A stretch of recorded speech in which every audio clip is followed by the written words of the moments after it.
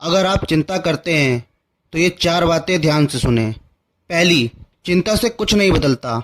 मान लीजिए कि आपको एक परीक्षा के लिए तैयार होना है, लेकिन आप चिंता में पड़ जाते हैं कि क्या होगा अगर आप फेल हो जाते हैं। इस चिंता से आपकी तैयारी पर असर पड़ेगा, लेकिन परीक्षा के परिणाम पर नहीं। इसलिए चिंता करने के बजाय तैयारी पर ध्यान दीजिए। दूसरी, वर्तमान में रहना चाहिए।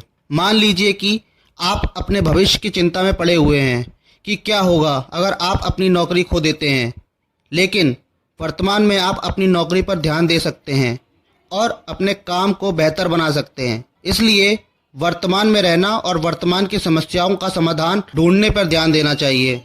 नंबर 3, चिंता से स्वास्थ्य पर असर पड़ता है। मान लीजिए कि आप अपनी सेहत की चिंता में पड़े हुए हैं कि क्या होगा अगर आप बीमार पड़ जाते हैं, लेकिन चिंता करने से आपकी सेहत और भी खराब हो सकती है।